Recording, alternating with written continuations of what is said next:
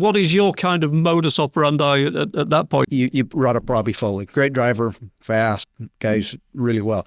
I don't like Robbie passing me. You name it. I mean, all these guys, I don't like that. Yeah. So I'm going to do my best based on what script he's given me and see if I can close the book with me still at the front of that deal. Everybody has said how competitive I am. You want to see somebody more competitive than me? This guy's sitting next to me.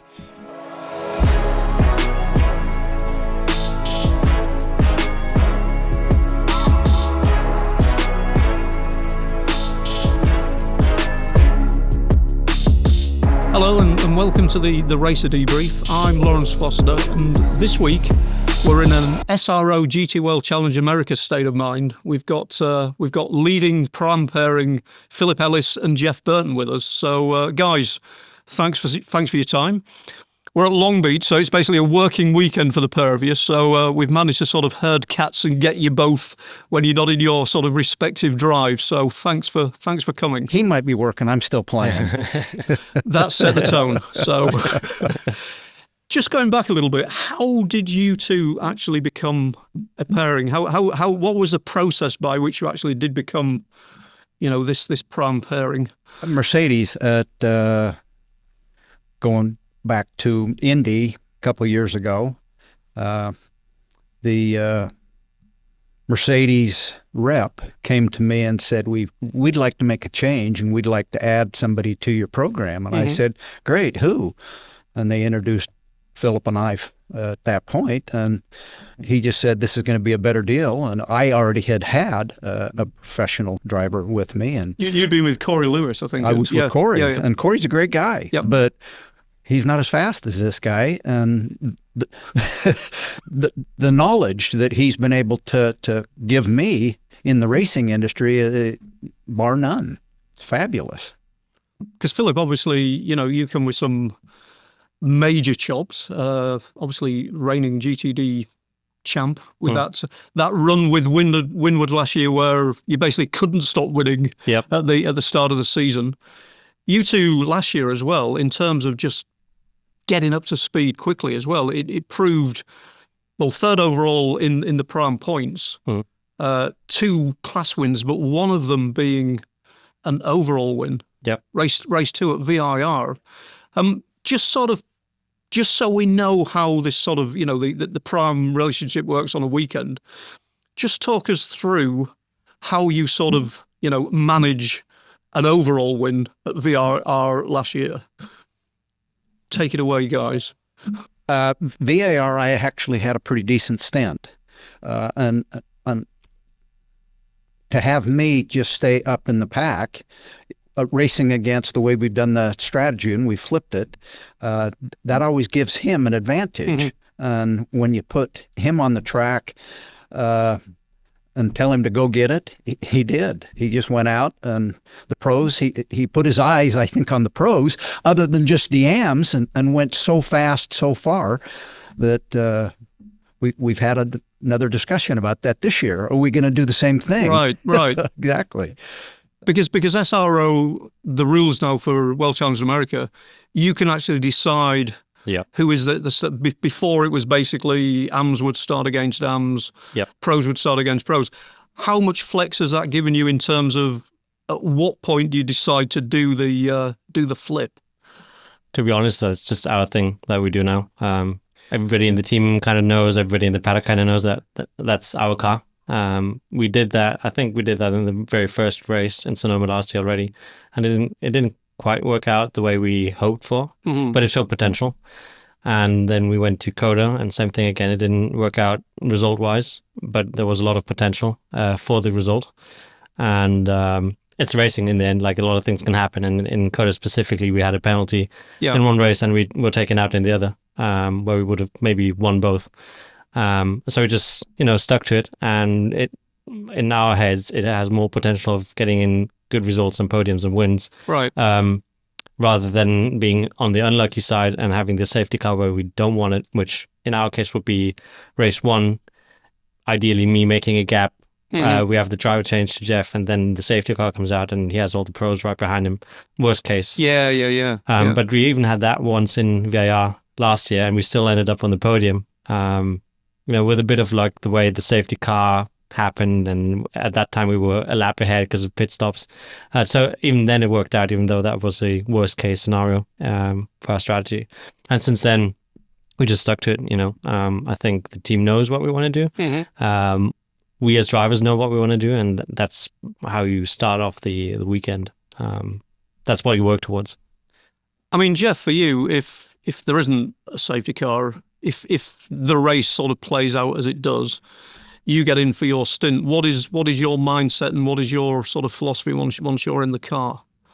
I guess my mindset was like race 2 of Sonoma.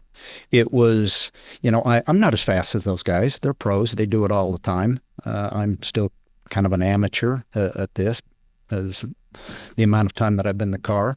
But if I can push as hard as I can go, and that's what Phil has allowed me to do. And he's given me some of those tools, and I remember him saying, "Why are you doing this?" And I'd say, "Well, that's what the guy before you told me to do." And he said, no, stop. We're going to kind of recalibrate you. And the recalibration has made me faster. And I don't know that there's anybody on the planet that seems to drive the Mercedes as well as him and understands the Mercedes as well as Phil does. So he's been that knowledge just keeps coming my way, and it's increasing my ability to race a car and to go a little faster. Because Jeff has said as well that he, from baseball days and from just having this sort of mentality as a pro sportsman, that he is more receptive to what he's been told. I mean, are you finding that? Do you have, for want of a better word, the perfect pupil with Jeff in terms of how receptive he is? Or I think so. As you said, from back when you played baseball, you need a competitive mindset, and if you don't have that, it's tough to do certain things in order to, in the end, get the result. And at the time where you do it, it might not seem like a good idea. Because in the end, he's not racing other AMs on track, which some AMs want to do. Yeah. And so in that case, he's kind of sacrificing that part of the weekend where he doesn't really race anybody. We're just racing the clock. Yeah. And it's the same for me, where I'm like, okay, I have a different job in that case. I also have to get through the field cleanly without damaging the car, obviously. Sure. Which is, it always looks super easy because of the pace difference. But on the other hand, when I'm with other pros on track, I kind of know what to expect, what they're doing. That's not always the case with like racing other AMs. So there's like a risk management going on for both of us. It's for Jeff, it's letting pros past, not losing too much time or them misjudging it. And the same for me when I get in and I have to go through the field. So we both have to make somewhat of a sacrifice to our weekends, and also the way we approach the weekend, either if it's qualifying or tire choice. Like Sonoma, we decided to double stint Jeff to not have the cold tire out laps, which worked fine. But then at the end of the stint, of course, Jeff has a really old tire compared to the other guys that stopped and took new tires. So there's a lot of little sacrifices that we have to make the entire thing work, but it's proven us to be the right thing to do. And based on the format, you've got a 90-minute race, you've got a 10-minute pit stop window.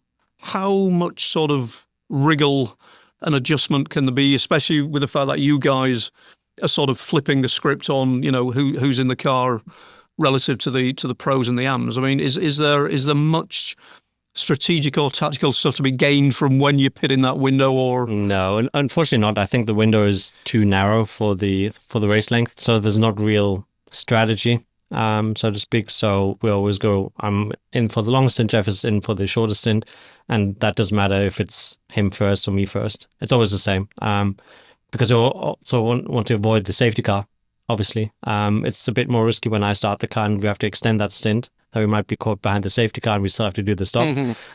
So far, knock on wood, it hasn't happened yet. But that's basically our strategy, and there's not much you can do. Like now with the cold tire this year, the only opportunity you have is deciding if you want to double stint the tire or not, to save a couple of seconds on the out laps. And depending on the tracks we go to, we might do it again. Just have to figure out the tire deck in practice then again. So that's another thing that we just have to take into account, since we approach the weekend a bit different to other teams. Jeff, you obviously, as you say, in the lineup, you are the AM. But at this game and at this level, I mean, is a relative term. Just give me a little bit of a backstory on your journey into racing, and just tell me, beyond the racetrack, what else you are doing to sort of, maintain your level. At my age, I'm doing a lot. I really am. Yeah. To try to keep myself, in shape and able to keep my eyes focused and really cognitive to make sure I'm focused for that whole 40, 45 minutes I'm in the car.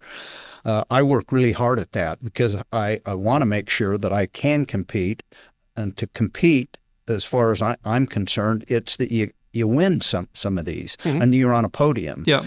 So that's a lot of time spent for me to stay, in shape and healthy. I'm relatively new at this sport. Yeah. I haven't been doing this very long at all.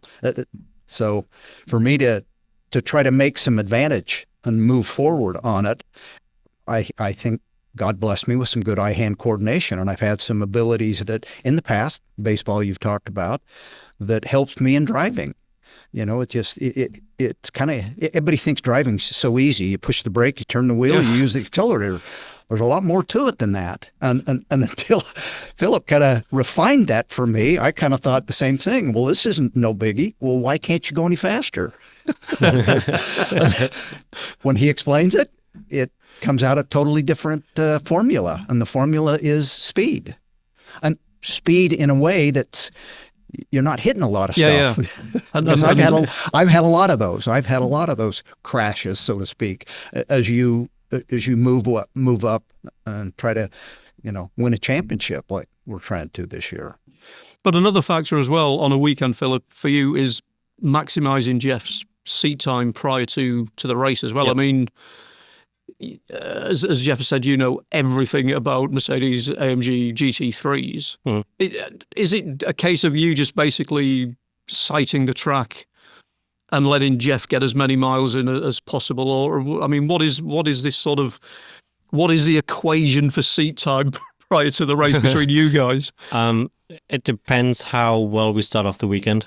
Like some races we went to last year where the car was good out of the box, and then I didn't have to do many laps, and it's like, okay, we can hand this over to Jeff. But even then, it's not always useful just to have track time. So actually what we ended up doing, especially at the end of last year, is give Jeff a couple of laps, come out, visually look at data and video, back in, same thing, and then rinse and repeat, because there's big chunks and sometimes it's hard to, from what you hear and what you're being told, to just translate that onto the track without actually seeing it yourself. Yeah.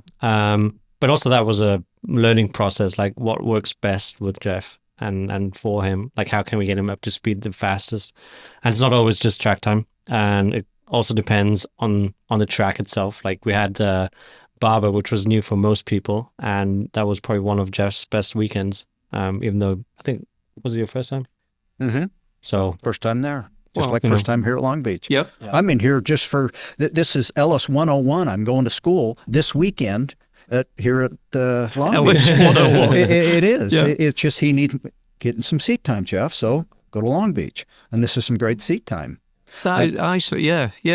But when Philip says as well about looking more into the data and stuff, your background in probably the most data-driven sport in the world, in baseball, it makes cricket look simple in terms of some of the numbers that you pull up. Are you sort of more receptive to that, or is it the basically show me and let me do it, or? I think, don't mean to cut you off. I No. think I'm receptive to someone that knows more than I do in the sport. Right. And that's Philip Ellis in racing. When I was playing college ball or professional baseball and that, I had a lot of mentor tutelage people at that point in time. So I figured it out real early in my career that it's always good to hear somebody that knows more than you. And if you can refine that skill with the ability that I've got, it seems like we can win and we can progress and do better. And we've done that over the last couple of years, and we've done it pretty quickly because of that. When you two come into a weekend, is your frame of reference, say, Rothberg and Foley, or is it the pro pairings? Is there no differentiation in terms of, seeing what the other guys are doing, seeing how they are basically, sort of planning their weekend? What are you always thinking in terms of, we want to be the best of the pro-ams, or are you basically, we just want to be the best of everybody? Case in point, VIR last year. What is your mindset? I think it depends a bit on where we are and where the pro-am cars are, where the pro cars are. I think for us, obviously pro-am is the focus. So that's what we go up against and look at lap times from other AMs to see, okay, what do we have to do? Since again, it's a race against the clock. So it's how much time can we actually afford to lose over the stint to then try to make up, and does that work out from what we see in practice? And so it's a time game in the end.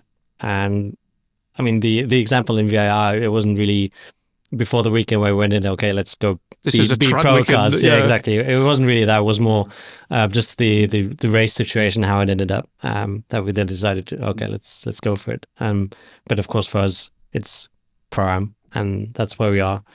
Like now, Sonoma was a good example. So we took the lead in pro-am, and then it's like, okay, it's done. Yeah, there's nothing to gain. Obviously, it would be fun to then go for further and maybe be on the overall podium or get another win. He was pretty close. It was tight, but it's at the end it's unnecessary risk as well. They don't want to take, and I kind of want to respect their race as well. Sure, I'm not in their race. They're all racing. It was, I think, 1, 2, 3, 4 in front of me. So I'm like, you do your race, and if it's really a big pace advantage like we had in VIR last year, where it's like, okay, I can pick them off one by one without really interrupting them too much, then I'll do it. And Jeff, your mindset, say it is a race where a safety car has come out, the pro hordes are sort of stacked behind you, they let you loose again. What is your kind of modus operandi at that point? Is it basically, brilliant, I get a chance to race against some new guys, or is it sort of is it mirror racing, or how do you approach mixing it with a bunch of full on? Because of, I guess, my competitive nature, you brought up Robbie Foley, great driver, fast, guys really well. I don't like Robbie passing me. You name it. I mean, all these guys, I don't like that. Yeah. So I'm going to do my best based on what script he's given me, and see if I can close the book with me still at the front of that deal. So it's funny. Everybody has said how competitive I am. You want to see somebody more competitive than me? This guy sitting next to me, he always wants to be first, which is great, because we just unionize each other real well. It's both what we want is to win. A weekend like this one, then we're talking at Long Beach. You're in GT America. You're in obviously GTD with Russell and with Winwood. How does it change you to know that it isn't the double act? It's almost in this case Philip's on the premises, but is it a different feel? A weekend on your own in GT America and. Sure, it is. He's not in my paddock. He's not right there. Yeah. So what he's done, funny wise, we'll say this, is he's given me the homework assignment. Right. Now go do this. And I'm doing everything he's trying to tell me to do.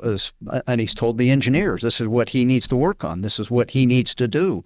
So, again, it's Philip Ellis 101. And I am progressing down that homework assignment this week, because I'm going to get some seat time. And hopefully the seat time is, it has a lot of quantity to it and quality to it that I can then, the next time we go together, I'm going to be able to say, that assignment got done. And guess what? Yeah. I think I have excelled a little bit more. And here as well, the mindset, because you start and you finish. Yes. That's something as well, which maybe is a completely different thing to a normal SRO weekend. I hate getting out of the car and turning it over to him, but I know it's going to take care of it. This is the dream scenario, Philip. So yeah. With you guys as well. I mean, obviously, chemistry isn't just about here's a guy sort of mentoring me. Here's how we work. there's got to be a genuine rapport. There's got to be a genuine friendship. When did you two actually know this was a relationship, a driving relationship that was going to work? Go ahead. I know. No, I don't know. You tell me. The bean coin. It for me, it happened when I felt respected by this man, and he said, we can do some really good things if and when you want to be able to, do the things that I think I can help you get there.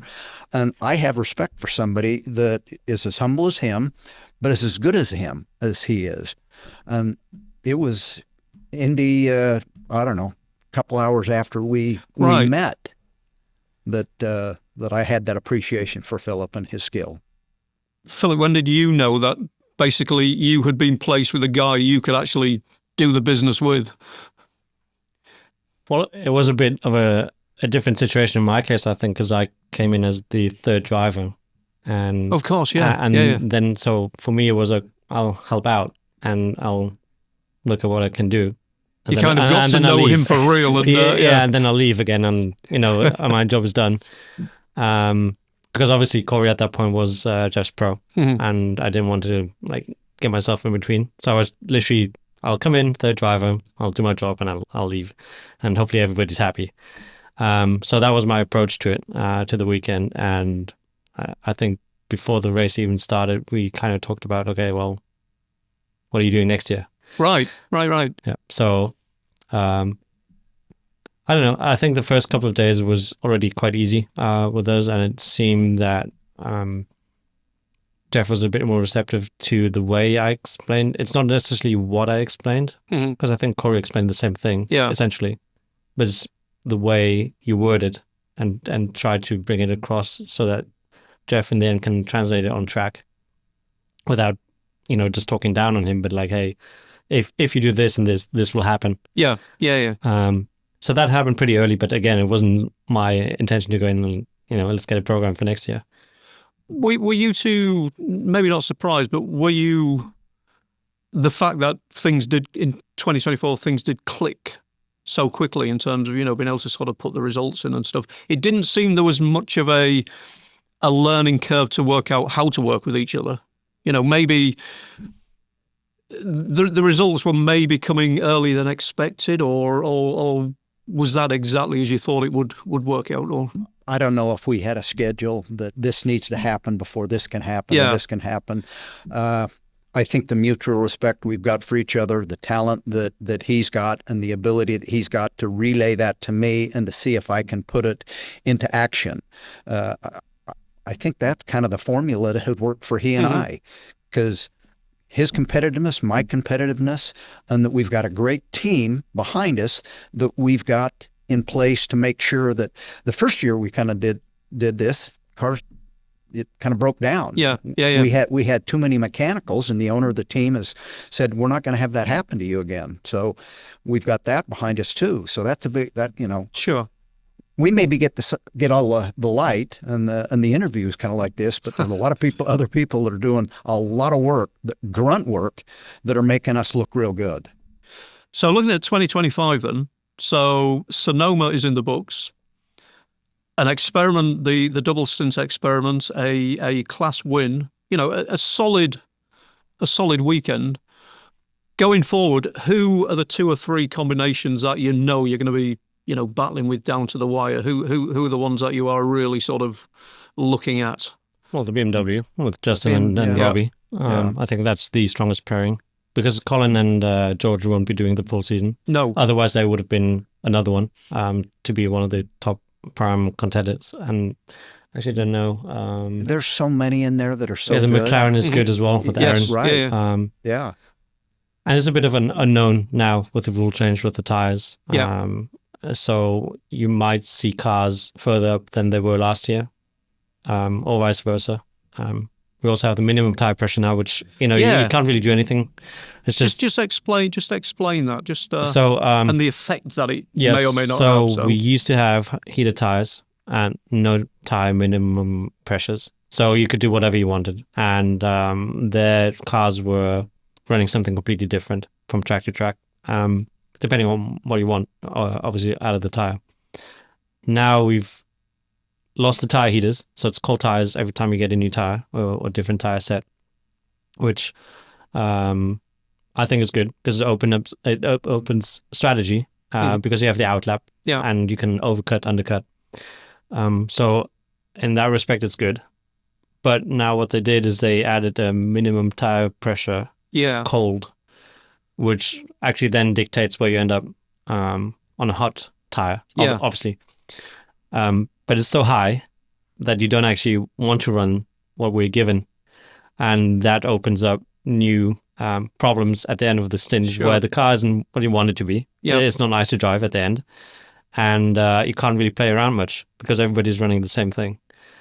I mean, Jeff, did that take you some getting used to as well, or? Oh, absolutely. You know, heated tires, you know, you can go right at it and, you know, throw a lot of throttle at it. Now you've got to work your way into it so that you can build your own heat in the tires. You know, Phil says that takes a skill. That's a skill level in its own to get heated tires as well as trying to go as fast as you can with keeping the car on track. And you'll see that that's why we tried that double stent tires for me in Sonoma. I didn't like it, but we tried it. Who knows? We might try it again. Well, Philip says you are. Well, we haven't cleared that There's yet. a very good chance. We haven't cleared that yet. Okay. We'll talk about it. The good thing is he doesn't know when he gets in the car, so we'll just do it. Fair enough. You'll find out later. Yeah. Well, guys, this has been massively. I just want to finish with a couple of questions. I want the pair of you to give me your defining moment as a pairing, and it may be the obvious one, but it may not be the obvious one. So, what to you is the defining moment of you and Philip as teammates? Putting you on the spot. I don't know if there's one defining moment, you know, as we go back to Indy and the relationship was built from there. I think the end result is exactly what I want late in this career, if you want to call it, and early in his. I think we both want the same. Yeah. I think we want to do as well as we can. We don't like to get beat. We know there's a ton of competition out there, and they're good men at this. But if we can just do a few extra little things, like coming to Long Beach and getting some seat time, it pans out and it works. Do you, in terms of things like, by the way, Philip, back at you, any defining moment? I keep wanting somebody to say VIR too, but you're proving elusive. So that one's hard. That one's hard on me, and I'll just leave it at that. Yeah. As good as it was okay. That was hard on me. Okay. I we'll think leave it at that. I'm intrigued, but I won't push it. Yeah. I think actually the first one was Sebring because it was the first podium. Yeah. Yeah. It was like, okay, it does work. This is clicking. And before it was like, okay, there's potential, but we never got the result. We didn't get the result in Sonoma. We didn't get the result in Coda. And then finally in Sebring, we got it in the first race, and the second race, unfortunately, we got taken out again. Yeah. But it was like, okay, it does work. We've got a result out of it, got a podium. And, that's one of the key moments, I think, where it really like, oh, it works. Mm-hmm. And then, okay, it's going great guns now in terms of Prime in GT World Challenge America. Looking at, other SRO series, looking at Intercontinental Challenge, looking at any sort of thoughts and plans on sort of expanding the program with you guys, beyond GT World Challenge America, or do you fancy racing with Philip in Bathurst or Nürburgring or? Sure, yes. Right, you've got to. we haven't formalized or talked about too much of that right now. I think the present is what we're trying to do, and it just happens to be SRO World Challenge. Well, guys, first of all, best of luck, the pair of you, with the rest of your separated game plans for the weekend. Best of luck in IMSA GTD. Thank you. Jeff, best of luck in GT America. And then, sort of reconvene for, I think, COTA in a couple of weeks, isn't it? Correct, so, It is. Yep. Well, we will be following progress, and at some point, we'll whether you like it or not, we'll probably bring you back for an update. Please do. So, Yeah. Well, hopefully it's because there's some success to that. oh yeah, we're not going to bring you back if you, We don't want to come back for losers. if the series turns to whatever, you'll never hear from us again. So, Understood. no, that was great. Thanks, guys. Thank that you. was Thank you. fascinating. Great.